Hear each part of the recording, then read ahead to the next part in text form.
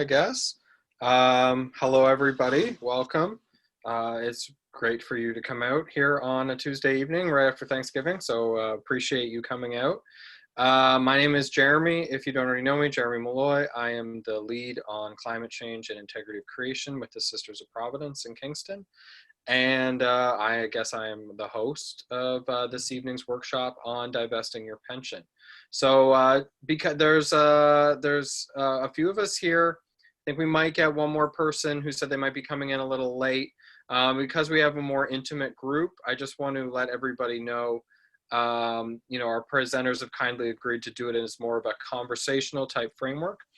So while they are presenting, feel free to raise a hand if you have a question, and I will try and direct traffic and make sure that you get to ask that. And we also have dedicated time for a Q&A at the end. Before we really get going, I'd like to quickly acknowledge that even virtually, for those of us definitely in Kingston anyway, this land is traditionally the territory of the Haudenosaunee and Anishinaabe people. That was seated in the Crawford Purchases of 1783.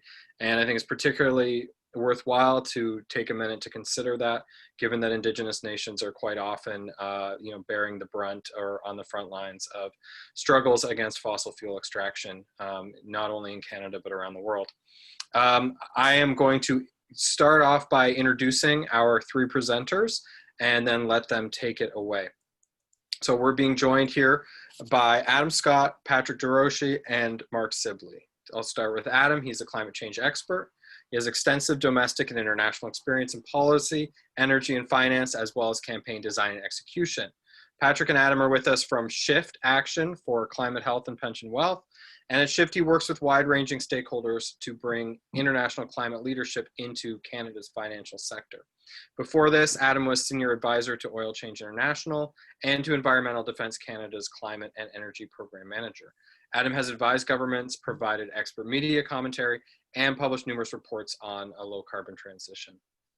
Patrick is the Pension Engagement Manager for Shift. He has wide-ranging experience in policy, research, government relations, digital campaigning, organizing, and stakeholder relations with both environmental and labor organizations. Before joining Shift, Patrick was the manager of Environmental Defense's Climate and Energy Program. He brings deep knowledge and experience in provincial, federal, and global climate policy to the pension sector. He was intimately involved in developing Ontario's Climate Change Action Plan and the Cap and Trade program when we had one, and has written, edited, or contributed to over 10 reports focused on climate policy, energy regulation, and oil and gas infrastructure. Last but not least, Mark Sibley, who obviously some of you already know, has retired from a career of doing various technical roles in industry, including lab chemistry, software development, technical leadership, and statistics. His interest in the environment started in high school with reading Rachel Carson's legendary book, Silent Spring, and has been on a journey for many decades towards living more sustainably. He has now begun advocacy work by joining and participating in more environmental groups. Mark and I both know each other from 350 Kingston, for example, and getting more involved in environmental advocacy. Mark will be speaking tonight specifically about his experiences in moving his investments into more sustainably focused funds. So that's kind of all for me for now. As I said, I'll let our knowledge and skilled panel take it away. But as I said, if you do have a question, we can be pretty conversational this evening, so please raise your hand and I will try and get to you. All right, Adam, Patrick, and Mark, over to you.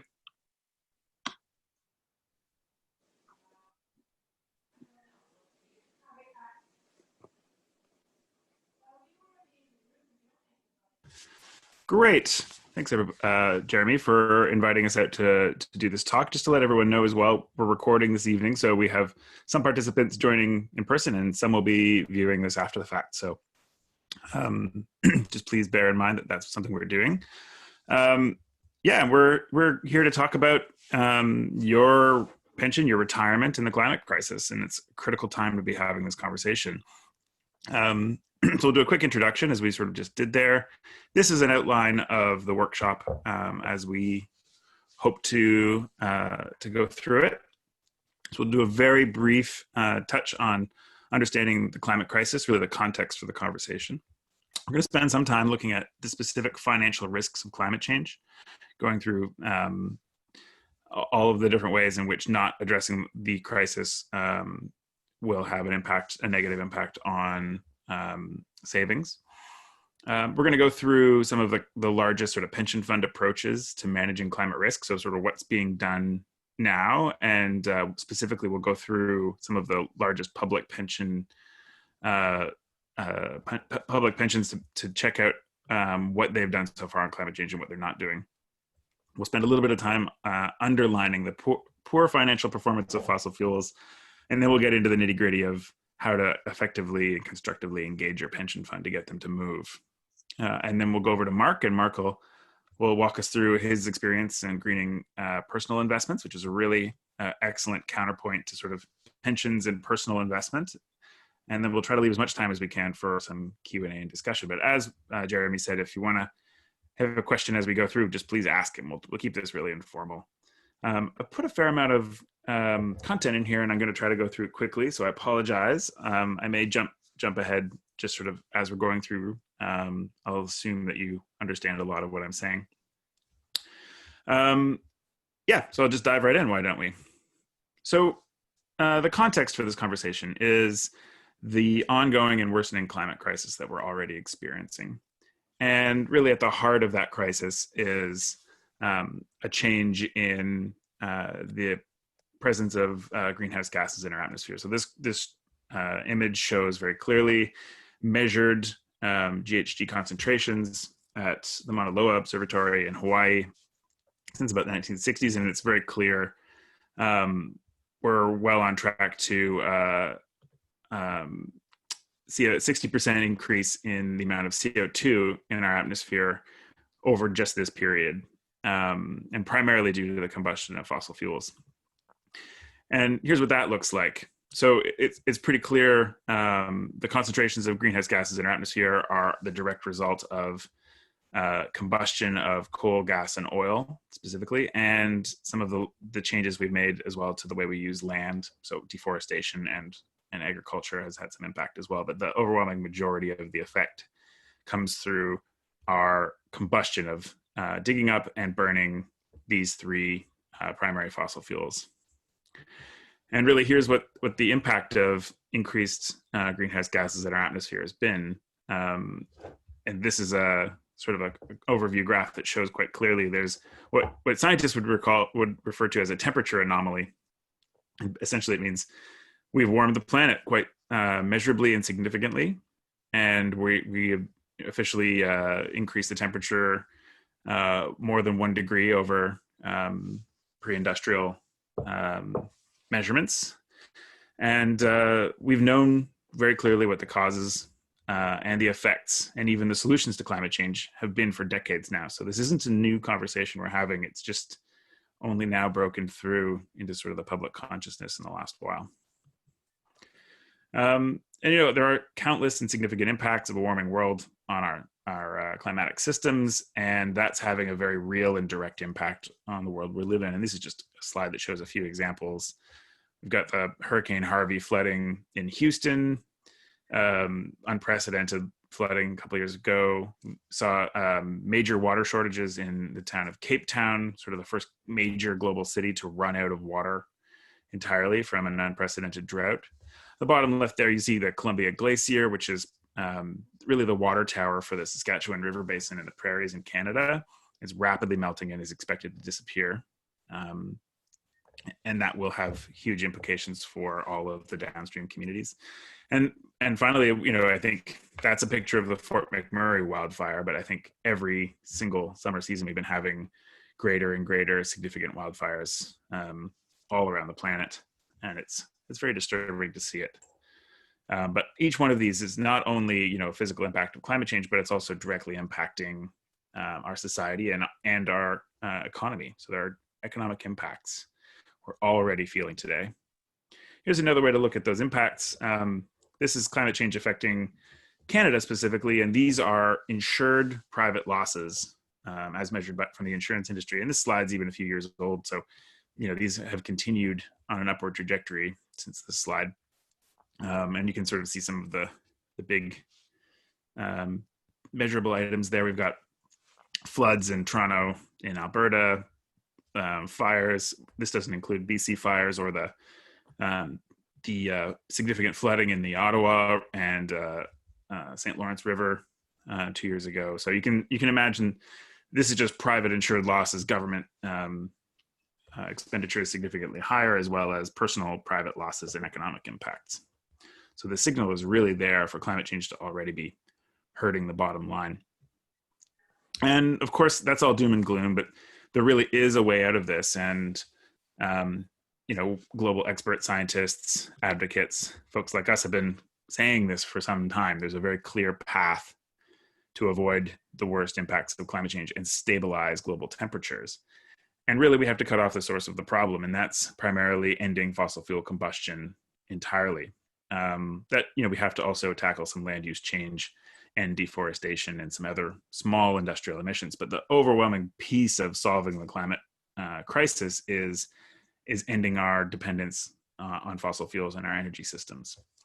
And that means a rapid energy transition. So this graph really, I think, explains better than most I've seen what that needs to look like. And it's a bit of a scary graph. This graph models the change that would be required without any sort of negative emissions technology, any way of pulling CO2 out of the air. That's additional to this. But without it, this is the speed of the trajectory required to stabilize temperatures to the 1.5 degree threshold, which is what scientists have agreed is sort of the upper limit for avoiding the worst impacts of a warming world.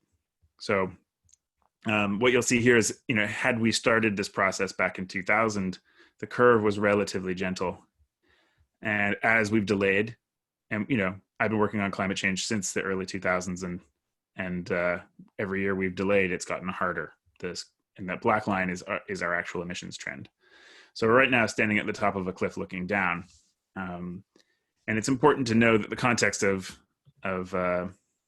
understanding the climate crisis is to picture we need to actually go to net zero or zero by the middle of the century. So we have 30 years to actually completely transition our energy systems. That's quite a thing. I'll just, before we do that question, I'll quickly say, and understanding the speed of what's required, it's very clear that this is not something that's going to happen on its own through technological change on its own. It's not going to happen just with governments sort of slowly moving things along. We need every sort of element of our economy, all of our society, all rowing in the same direction. And that means not just government policy and individual action, but also a major shift in finance, a major shift from financing fossil fuels and moving that capital over into solutions to climate change that actually help us speed that transition up. So that brings us to the first question, which we wanted to ask, and we can do this with the microphones on if people want to actually just answer the question. But if you belong to a pension fund, or you know which pension fund you belong to, we're curious to know which, if it could be more than one as well, you might belong to. So I'm a member of the Invista Pension Fund. I'm a member of Hoop Hospitals of Ontario Pension Plan. Mm-hmm. Yeah, myself as well. I am with Hoop as well. Great. I'm with the Teachers Pension Fund. Mm-hmm. And of course, you're all with Canada Pension Plan. I was going to say, and the rest of us, we're all with Canada Pension as well. So that's actually a pretty good sampling of the large major pension plans. At Shift, we really focus a lot on trying to help the beneficiaries of sort of the Canada's largest 10 pension funds make constructive engagement. So that's all of those funds are amongst those top 10, and they're hugely influential and very powerful. And we'll talk a little bit more about those roles soon. And that's helpful to know. Thanks for that.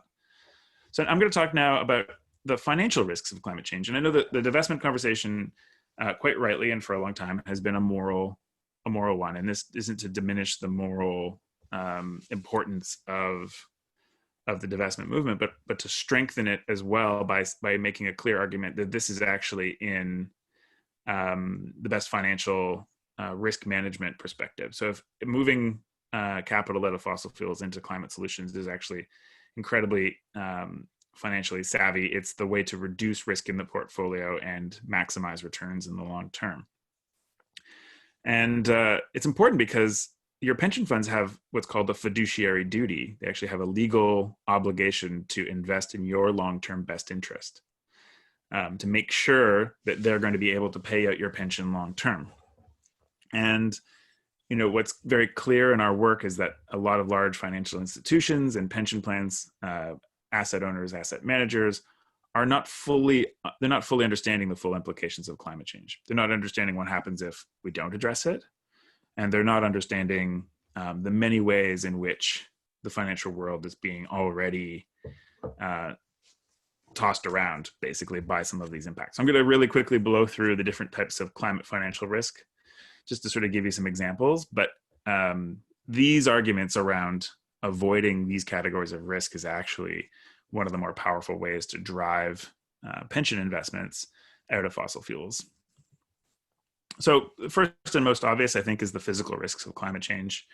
I'll try to be really brief on this, but these were sort of self-evident, damage to buildings and infrastructure from extreme climatic events or events that are boosted by additional warming. So we're seeing this year is a record hurricane season, for example. So we've had more named storms than, I forget how many years it's been, but it's one of the strongest storm years on record this year.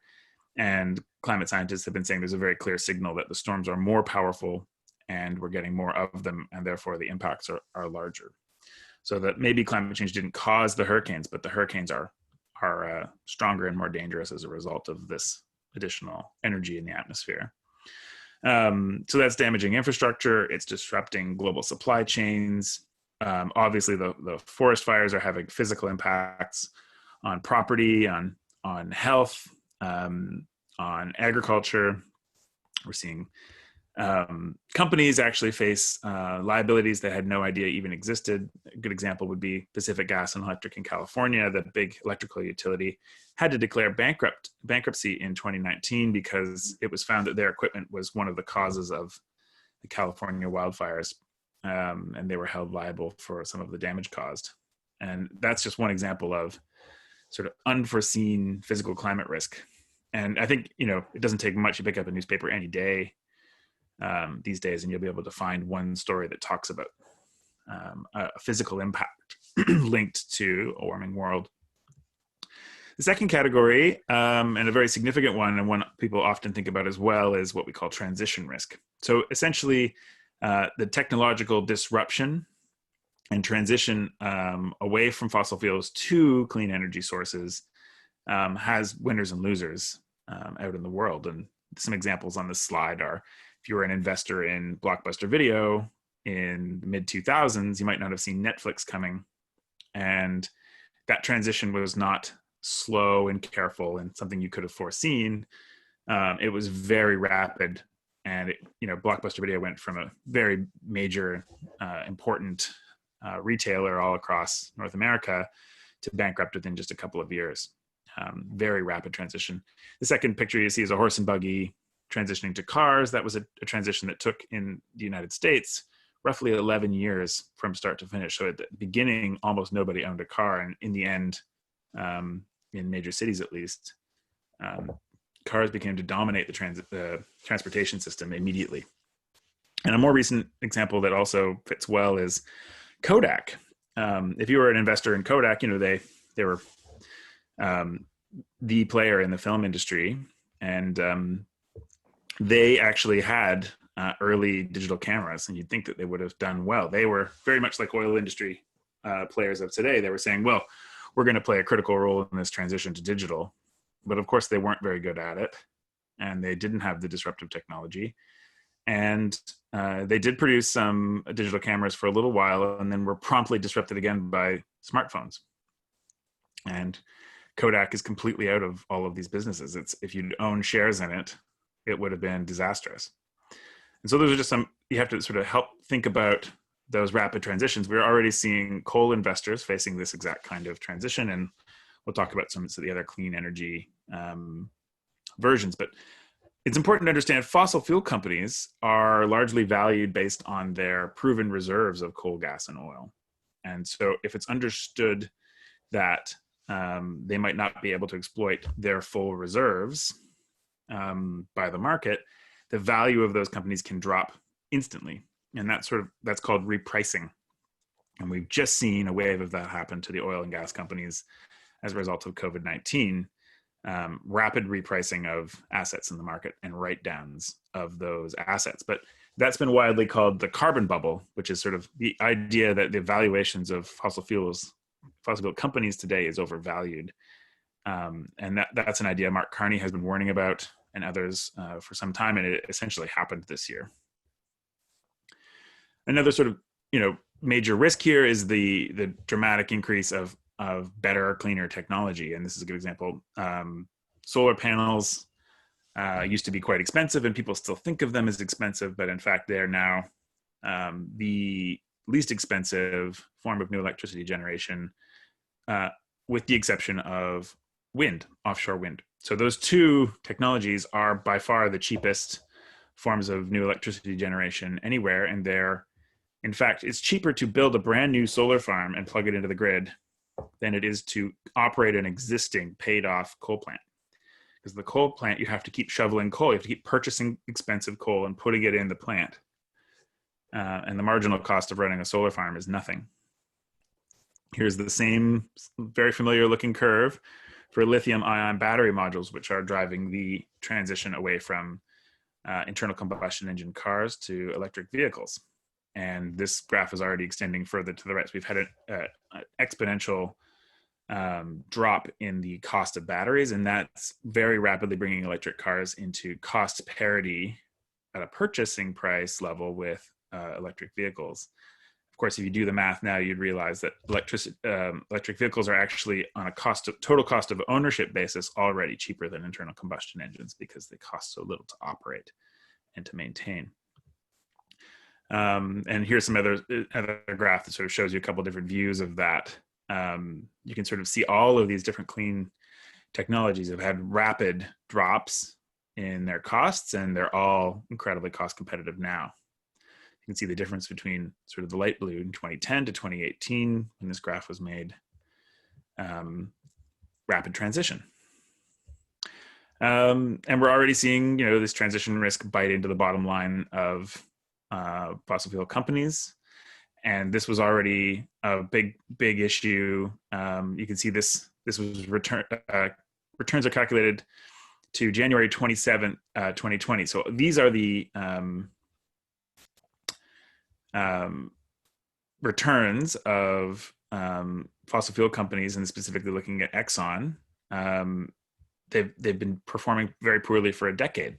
Long before COVID-19 came along and decimated the market, fossil fuels have underperformed dramatically. And you can just look at this slide and you can see we're seeing a very rapid trend towards investors increasingly understanding that this is, we've already passed, or we may be approaching a peak in global demand for fossil fuels. And that's going to undermine the future profitability of these companies. COVID-19 added an additional layer of risk. And what we say about the pandemic crisis is it's really just shown us what climate change is going to do long-term in a very short period of time. So fossil fuel companies have lost huge percentages of their value over the last year. And you can see this is Shell writing down $22 billion in assets. And in fact, a lot of those, some of those were in Canada.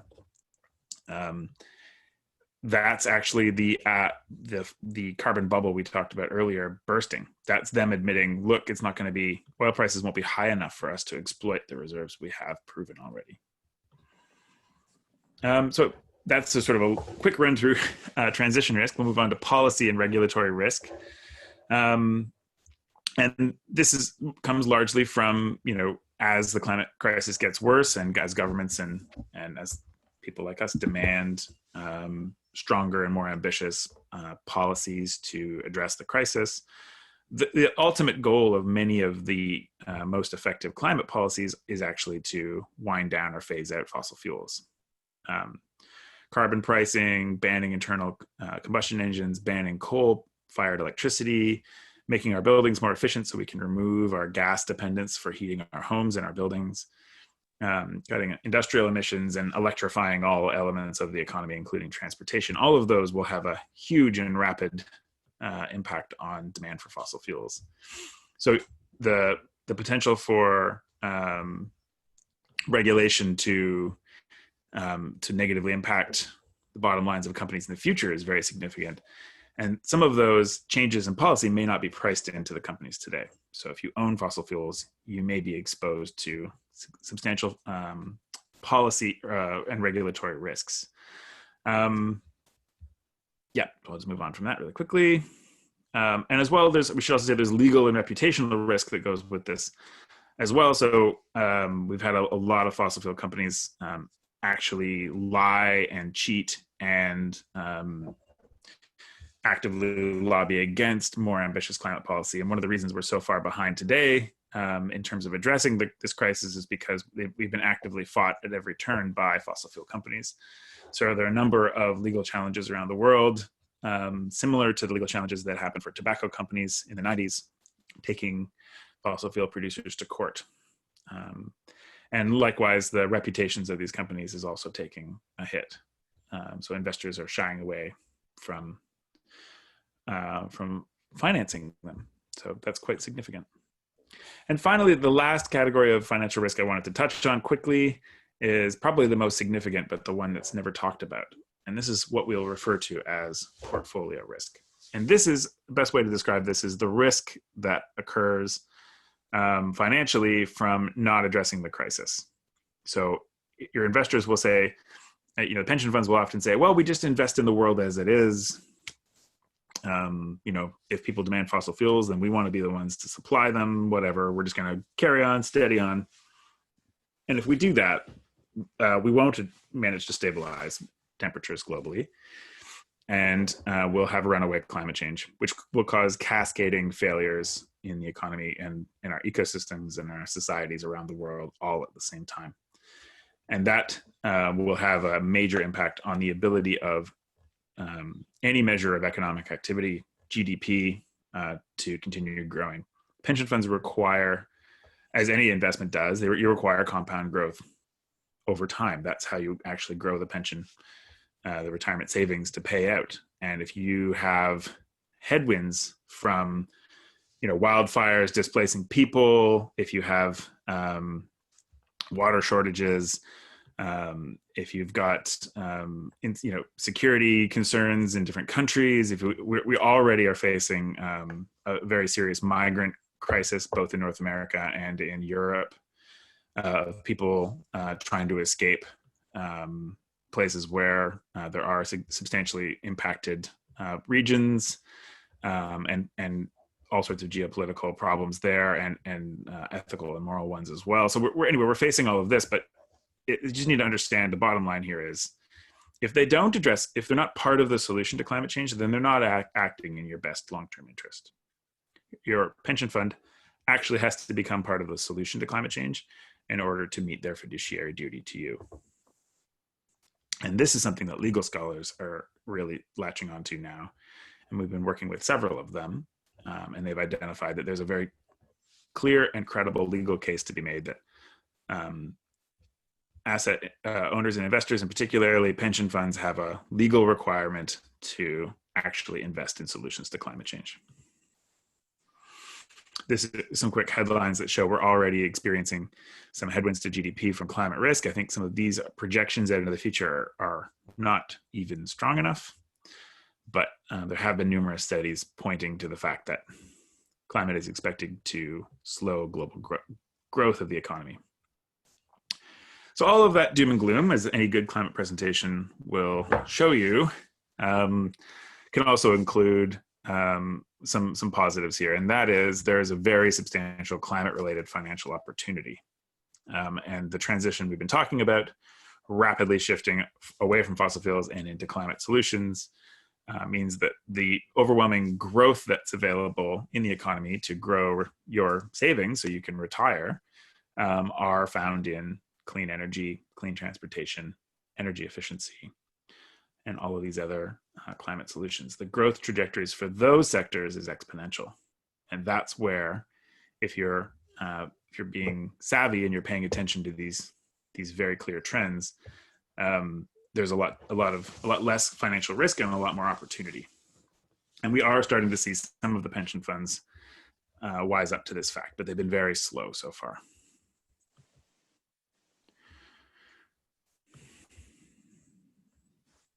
So I'm just going to go to the next slide. This is an example of what that looks like in the real world. This is a sampling of the 10 major utilities in Europe, electrical utilities, divided into the 5 cleanest, those that have actually tried to transition their business models and invest in clean energy and energy storage, and those that haven't.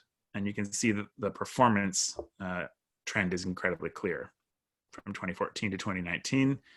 Those that have actually made the transition or started working on the transition are doing very well.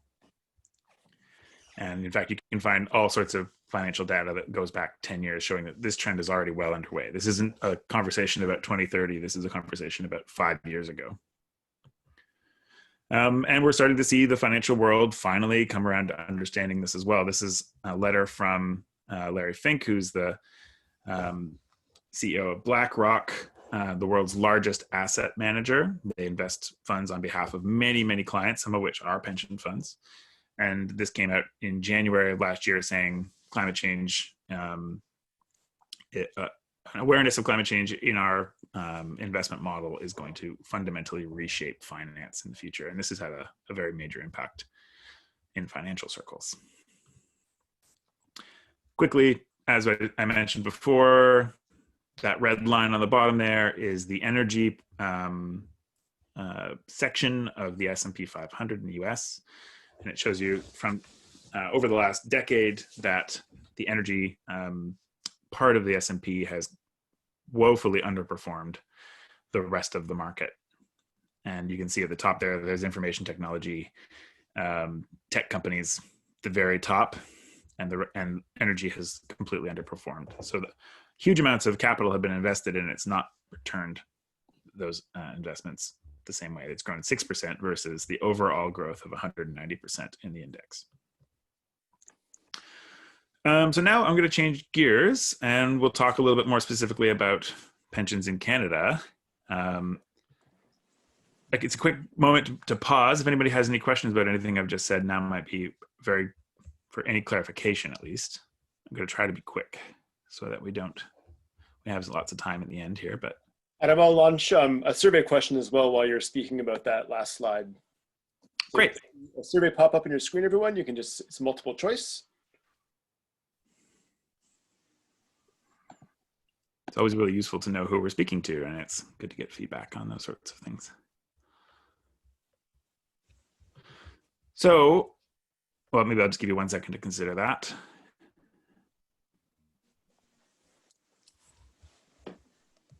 Can you attempt a 2-sentence answer why so few investment companies are really paying attention to this? The best answer is they're not really literate on climate science.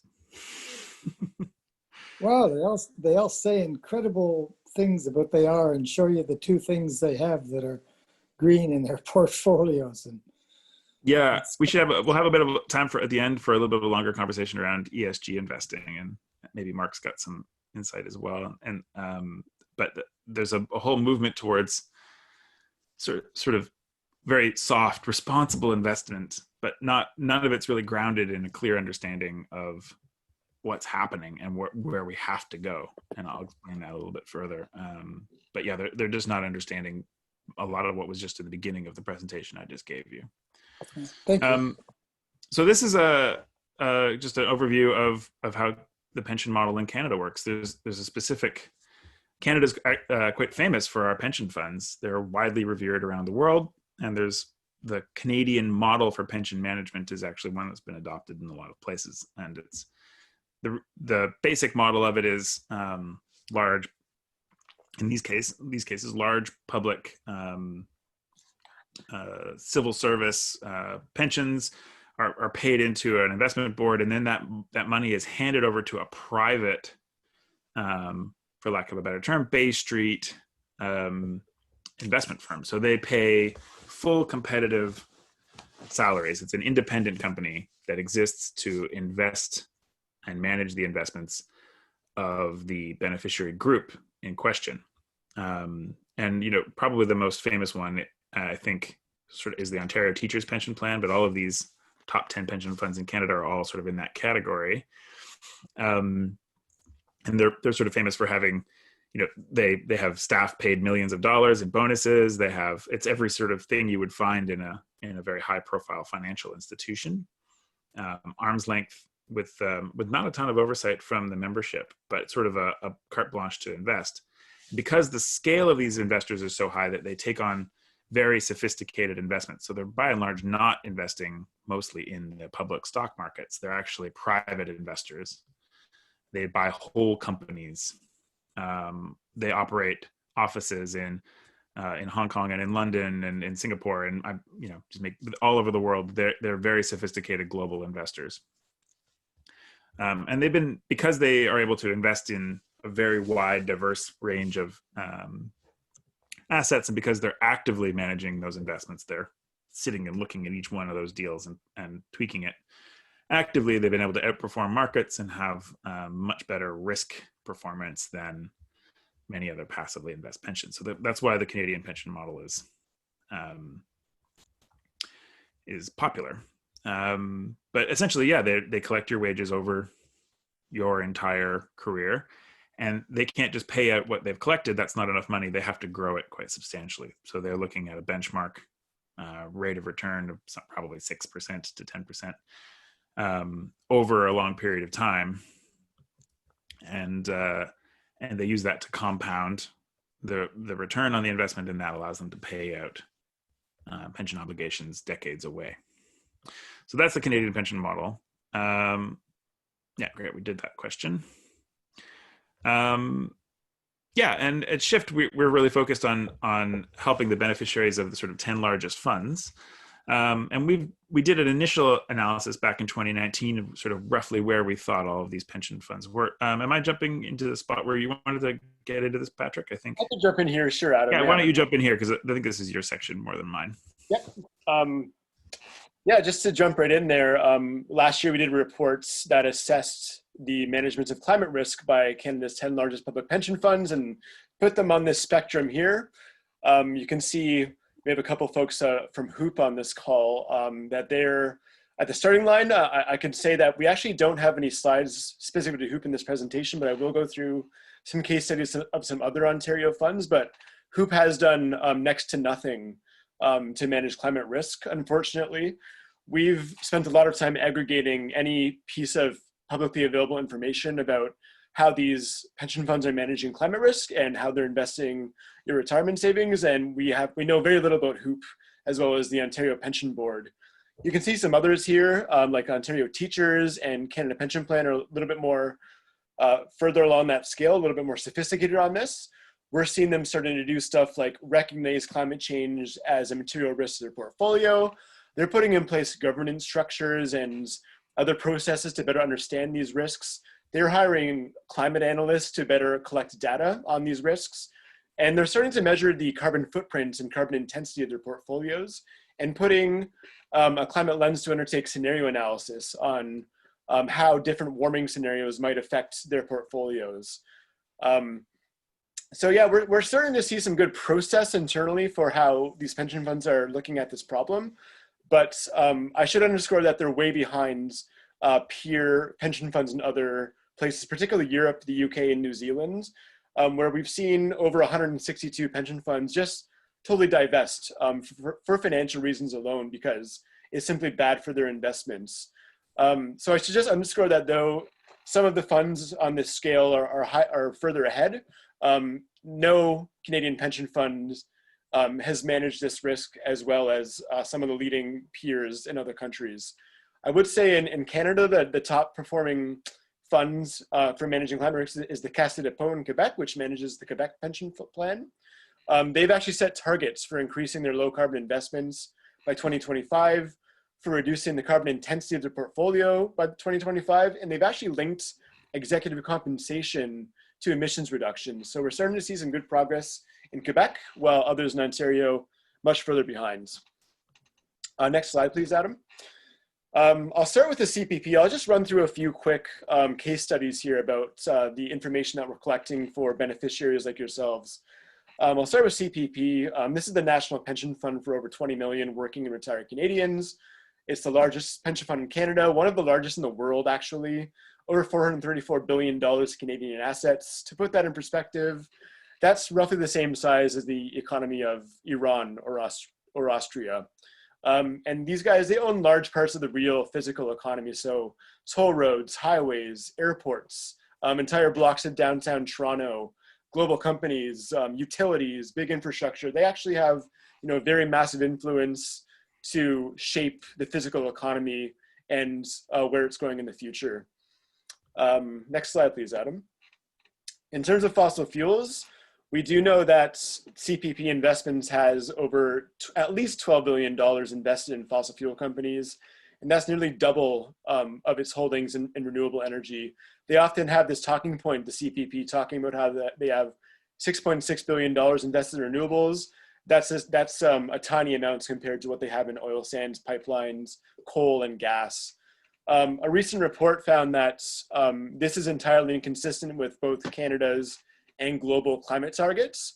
And it might even be an infraction of their mandate legislatively, which is to invest in the best interests of Canadians. We reviewed their most recent annual reports, and their energy and resources portfolio, which is quite heavily skewed toward fossil fuels, was the worst performing portfolio in their entire investment landscape. It lost 23.4%. And a couple of recent examples of how we think they have a poor grasp on climate risk is Neffin Energy, which is a wholly owned subsidiary of CPPIB. They bought a bunch of oil and gas reserves, mainly gas reserves at the coast of Ireland a few years ago, with the expectation that they would grow and that they would make a lot of money off these gas reserves. But just recently, the new Irish government decided to ban future licenses for offshore gas exploration and development. So it actually completely, puts a nail in the coffin of any possibility for growth in gas reserves and therefore returns on the Canada Pension Plan. So that's just one example. Another recent one came out a couple of weeks ago in the Globe and Mail. There's a company called Crestone Peak Resources in Colorado. If you want to switch to the next slide, Adam. This is 95% owned by the CPP. They bought this company in 2015. And CPP fund managers were actually on the board of this company and now are on their executive team. So actively involved in the management of this fracking company. This company has had thousands of complaints against it from Coloradans to the oil and gas regulator. It's causing illnesses, breathing problems, poor air quality, explosions at people's houses and businesses, worker injuries, earthquakes from fracking, toxic fumes. This company was drilling within 500 meters of schools and playgrounds and houses. There was so much public pressure and concern about this company that some counties in Colorado were actually putting in place moratoriums on new fracking wells from this company because of their poor behavior. They tried to get a statewide ban, and the oil industry pushed back quite heavily against it. And the result was Crestone, this CPPIB owns fracking company, pouring over $600,000 US into Colorado state elections in 2018 to try and support pro-fracking candidates, mainly from the Republican Party, and super PACs and special interest groups that are trying to sway these elections. So really bad example of what the Canada Pension Plan is doing with our pension savings to invest in fossil fuel companies. We can talk more about this case afterwards in the Q&A if anyone's interested. Another one we have here is PSP Investments. This is the pension fund for Canada's federal public service, as well as the military and RCMP. It's got about $170 billion under management. It's the fourth largest fund in Canada. We know a little bit less about this pension fund than others because of poor disclosure. But we do know that they own AltaGas Canada, which is a gas company. They bought it for $1.7 billion in 2019. And we've actually seen PSP reduce their exposure to fossil fuels in recent years. They even mentioned in their most recent annual reports that reducing their oil and gas emissions was actually a tailwind in the wake of COVID that actually helped their performance over the last year. We can talk about OMERS a little bit. So if you want to go to the next slide, Adam. This is the fund for all of the municipal employees in Ontario. $109 billion in assets under management, 496,000 members. They made a claim this year that they have more invested in clean energy than traditional energy, which we estimate to be 3.3 billion in clean energy versus 2.3 billion in traditional energy like oil, gas, and coal. A couple of examples of these guys is coal, oil, gas. Recent filings with the US Securities and Exchange Commission shows that OMERS nearly doubled its shares of TC Pipelines, formerly TransCanada, in 2019.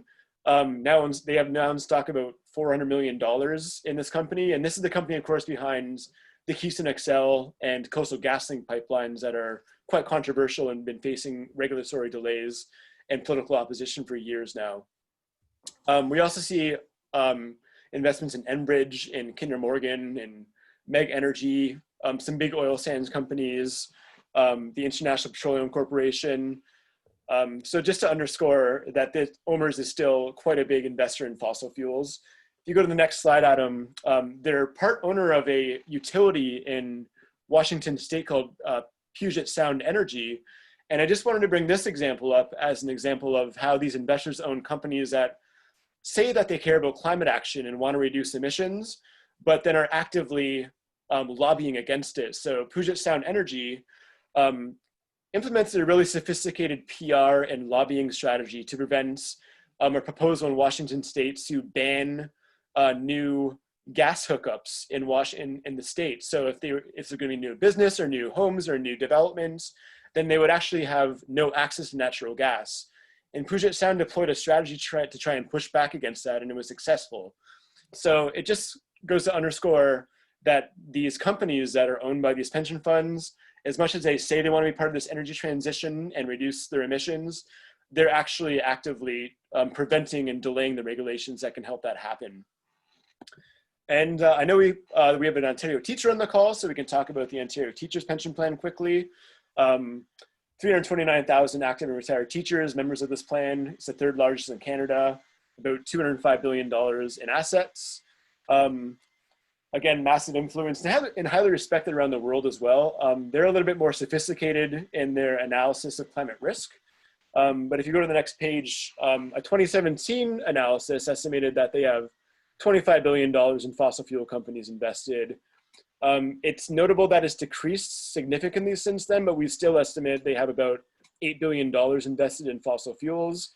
From what we can tell from publicly available information, that's over $200 million in a few big oil and gas companies, Aethon Energy, Chisholm Energy, Hawkwood, and Scotia Gas Network. They bought from Chevron a company called HRG Royalty, which owns lands and oil and gas development leases in Western Canada for $3.3 billion. We don't know how much that is worth now because it's a private company, but it is completely owned by the Ontario Teachers Pension Plan. There was an analysis of its proxy voting records, and it shows heavy investment in pipeline companies, oil sands companies, coal companies, and oil and gas. And just this year, back in June, the Teachers Pension Plan joined a consortium of investors that bought a $10 billion stake in the Abu Dhabi National Oil Company's fossil gas pipeline network. So even today, we see them doubling down on these carbon-intensive companies that are locking in fossil fuel production and transportation for decades to come. I guess a quick note on teachers as well is that they own a bunch of airports, mostly in Europe, and their claim to fame is that these are zero carbon airports or net zero airports. But that specifically refers to the operations of these airports. So it might be, energy efficient buildings or electric vehicle fleets at the airports or powered by renewable energy. But it doesn't account for the fact that the aviation industry is very carbon intensive and responsible for a good chunk of global emissions. For teachers, we actually have an own separate website. So if you want to send a letter to the Ontario Teachers Pension Plan, you can go to shiftotpp.ca and send that letter. This is an example of kind of a customized website we can build for these specific pension plans that allows members to start engaging the fund managers overseeing their investments. And I'll just note that Canada's pension plans, like I said, are falling behind on this. There are a growing number of pension funds around the world that have put in place much more sophisticated climate risk analysis tools, or have completely divested. So we already see, $14 trillion worth of global investments, completely or partially excluding fossil fuels. Hundreds of pension funds already. Like Adam said, this was the worst performing sector in the economy for the last 10 years. And it's going to accelerate because of COVID and the growing energy transition, people's concern about climate change. So we're starting to see a normalization of divestment by these big asset managers, and we don't want Canada to fall behind on that. If you skip ahead just one more slide, I can go over what Shift is doing. So a lot of the information I just threw at you from different pension funds, we've aggregated all the publicly available information pertaining to fossil fuel investments, or climate risk analysis into toolkits for beneficiaries. So I'm happy to share those we have for HOOP or Ontario teachers with folks on this call after they're interested. It's a lot of information to digest, but we use it to keep track of what these funds are doing. We deliver workshops and webinars like this tailored for particular groups, whether it's union locals or environmental groups or just groups of concerned citizens like yourselves that Jeremy's organized tonight. We have an action tool. If you go to shiftyourpension.ca, that allows you to send a tool. You can pick your pension from a drop-down menu and send them a letter. We arrange for direct meetings between beneficiaries like yourselves and key fund managers at those funds. We've been getting folks to attend annual general meetings and ask pointed, difficult questions about these funds' approach to climate change. We're planning on developing some high-profile open letters from beneficiaries that might be presidents of unions or local elected officials or other people with brand names that we're going to get some media attention on what these funds are investing in. We've been focusing on some key moments about what these funds are invested in. So a good example would be the Coastal GasLink pipeline, which AIMCO, Alberta's pension fund, bought back in December. So we're using those kind of keystone moments of fossil fuel infrastructure to show the bad investments that we're seeing. And what we've really found so far is that these funds are very sensitive to negative media attention. If you go to that slide there, Adam, yeah. We're trying to get op-eds published, letters to the editor, headlines in the paper about what these funds are investing in. And we've noticed that they react very negatively to it. And a good example, if you might recall with the Canada Pension Plan back in summer 2019, it came out that they were investing in the private prison companies that were responsible for detaining migrant children at the US-Mexico border. And within a few days of that becoming a major story in the media, CPP quietly divested of those private prison company stocks. So we're starting to see that same demonization of oil and gas, and we want to try and connect those pension funds in the media to what they're investing in so that the public knows what their retirement savings are doing. I mentioned our website, shiftyourpension.ca. You can send a letter to your pension fund if you go there now. And I'll just finish off, and I think this is a good segue to bring over to Mark. But we use this slide all the time to show the impact that removing fossil fuels from an investment portfolio can have. So here we see personal decisions you might want to make, like reducing the amount of energy used at home, or becoming a vegetarian, or flying less often, or buying an electric car. Those are good things. They reduce carbon emissions.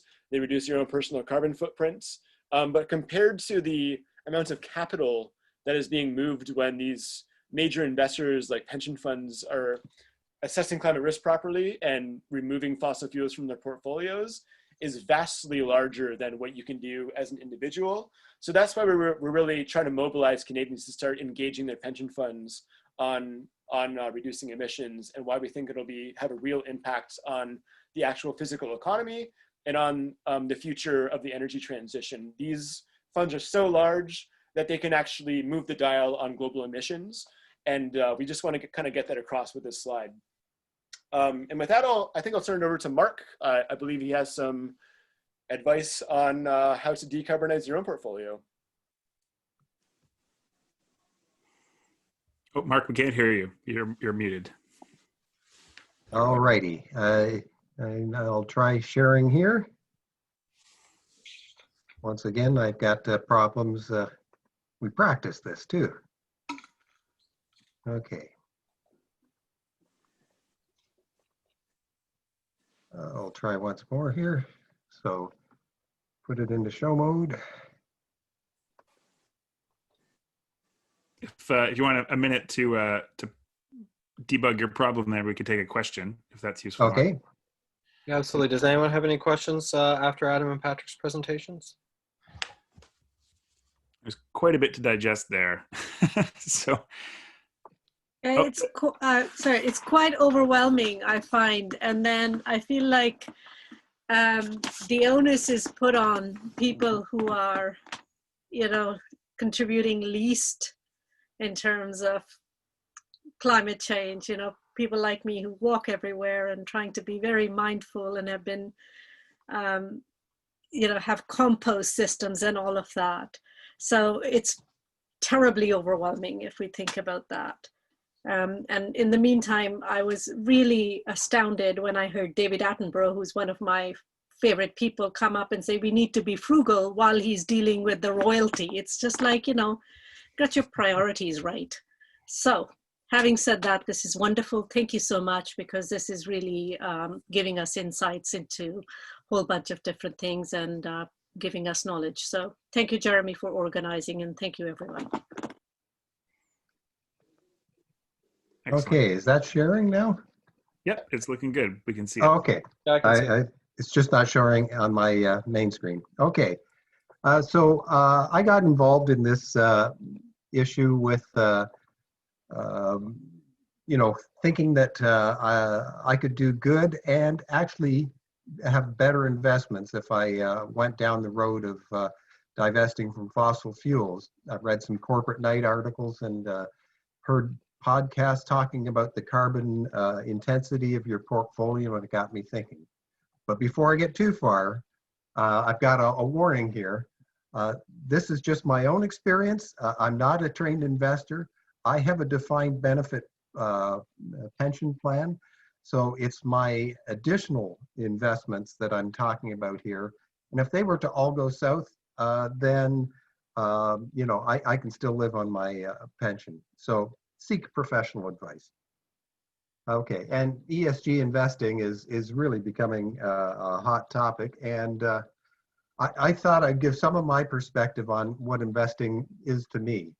So, I worked in a capital industry for my whole career, and capitalism is an excellent mechanism for innovation, optimization, efficiency, but it can't be unfettered. And, government's got an essential role in there to value things beyond a corporate bottom line. They've got to create infrastructure, set monetary policy, and then set regulations to protect workers, allow unions, limit pollution, and just basically provide disincentives to bad behavior. And Jeremy helped to sharpen up this slide. You could say tragedy the commons. What one example of this would be overfishing the Grand Banks of Newfoundland. It's a case where we went in and now we're paying the price. Think back a long time to the last tree that was chopped down on Easter Island. There's another tragedy. Catalytic cooperation, if you think about indigenous societies, they've tended to live in harmony with nature. They recognize that if they take too many animals, then there won't be animals for in several years.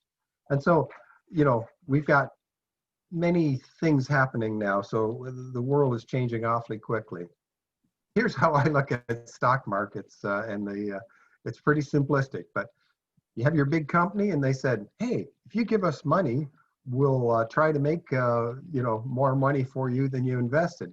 And so you say, okay, I agree. And what the company gets out of that is money to fund their operations, to expand, to modernize, and that sort of thing, without having to pay interest to a bank. The investor gets a chance to earn more interest than they would if they just invested in a bank account. And why green investing? Well, the obvious answer is to save the planet. But the carbon content, as was mentioned, of your investments is substantial. You're funding the activity of these companies.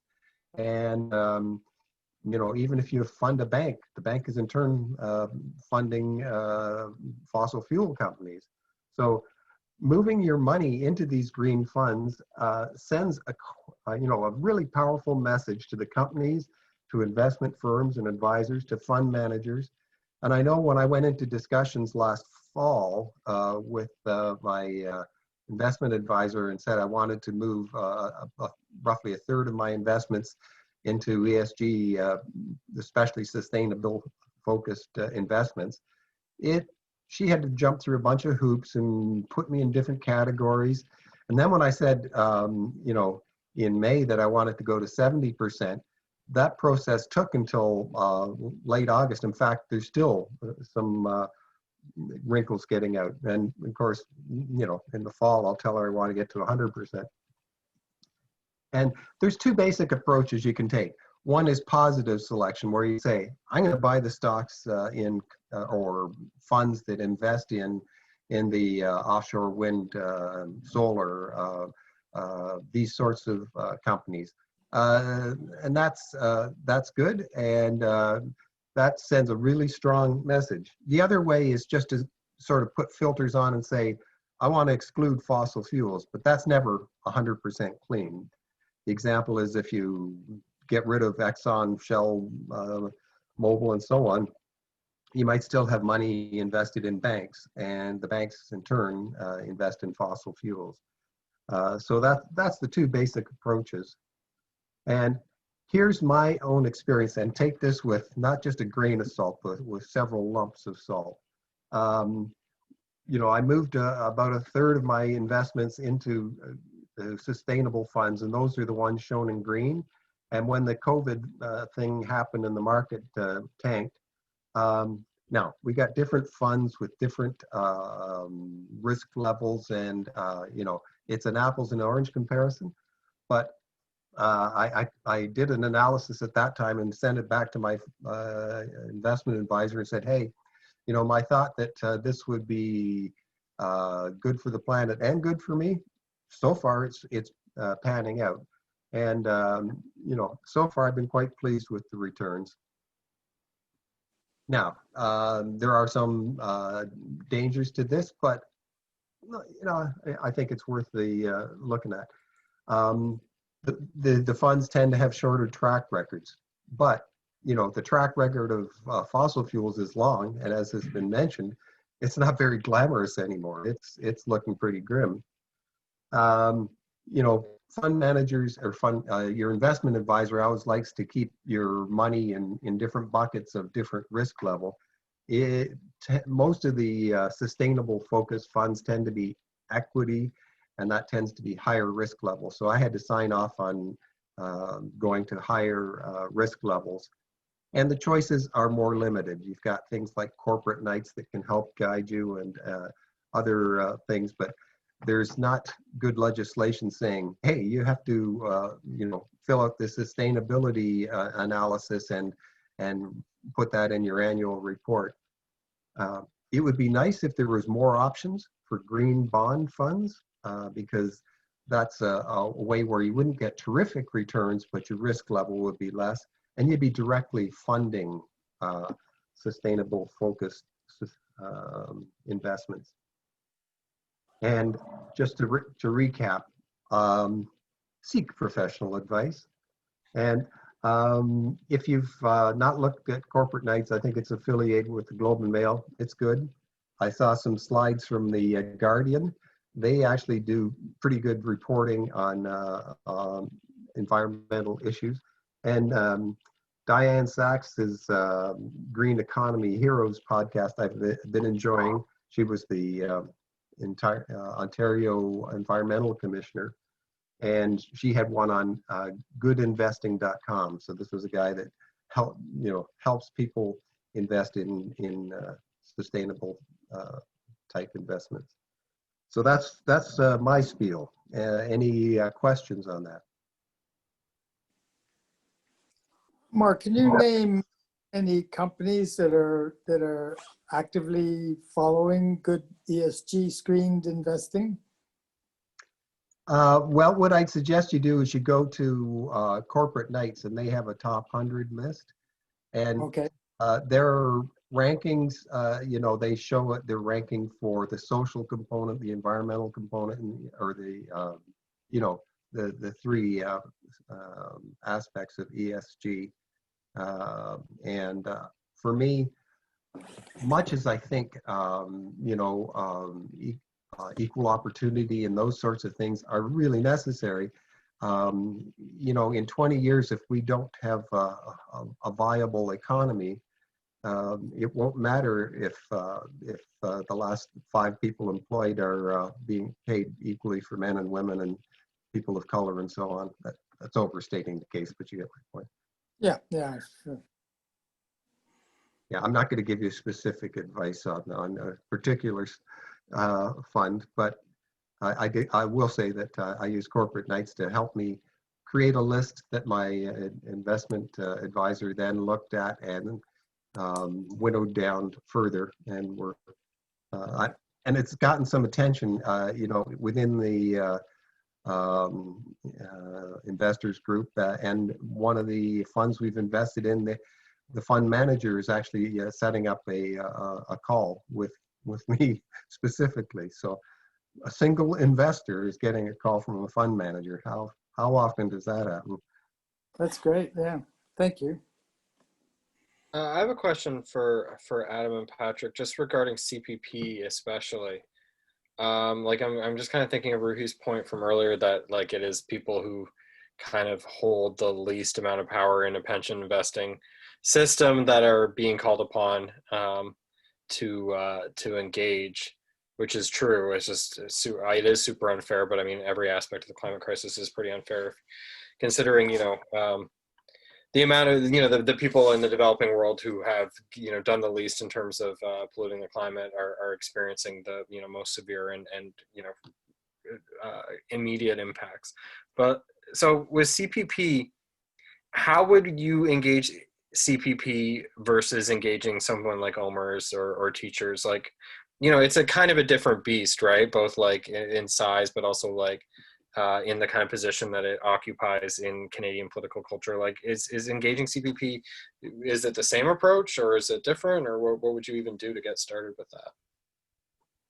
Well, I could start, and Patrick, you want to weigh in as well. I think one thing that's often overlooked is none of these fund managers are used to getting that much high quality direct engagement. So if you actually write them a thoughtful, considered letter and ask them questions, they're sort of obligated to respond to you. And if they don't, then you sort of have a bit of a case there. But our sort of advice with all of the funds we mentioned, and this includes your private, pension fund manager as well. If you're invested with a fund manager or somebody who's managing your investments on your behalf, if you're able to ask them a couple of tough questions, genuinely seeking a response from them, it has a much bigger impact than you might realize. We all feel fairly small in the wheels of this machine, and in particular in finance, it's very intimidating to say, oh, these are professional fund managers that manage hundreds of billions of dollars. What possible role could I have to play? But in fact, when you ask them a really tough question, they don't always have a good answer. So anyway, initially writing letters like through our action tool on our website is effective. But specifically to your question about Canada Pension Plan, I think a bit more visible action is also needed, in particular there. So that's why we've seen quite a bit of effectiveness in getting some attention in media, because they do track the mentions of their name that comes up in public.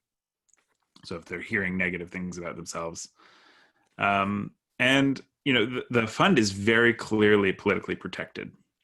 So in theory, Parliament is not able to direct their investment strategy. But that said, they also are given their mandate from their crown corporation. So their mandate as it stands today is incredibly simple. The Canada Pension Plan's mandate is to invest in the best interest of Canadians, and they're given this huge leeway.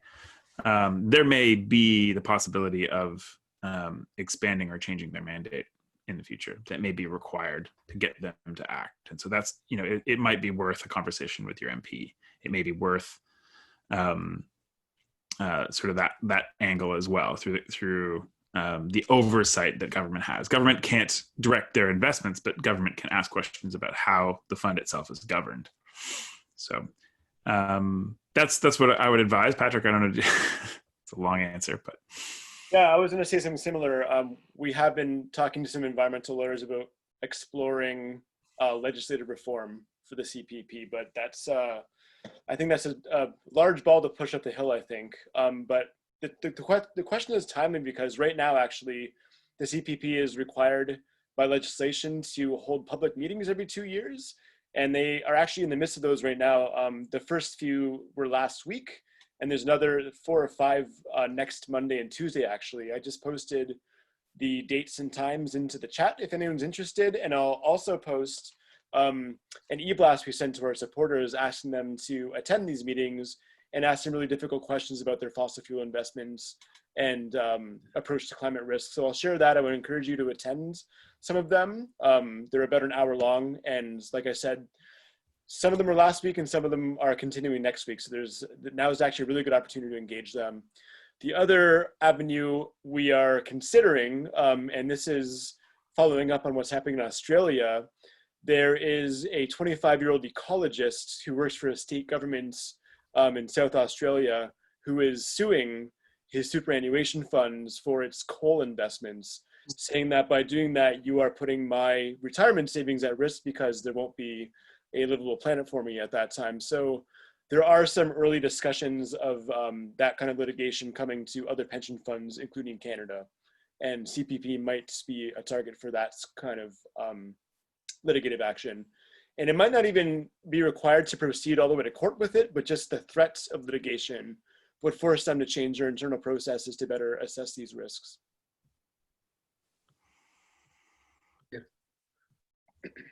So just to clarify as well, I think just as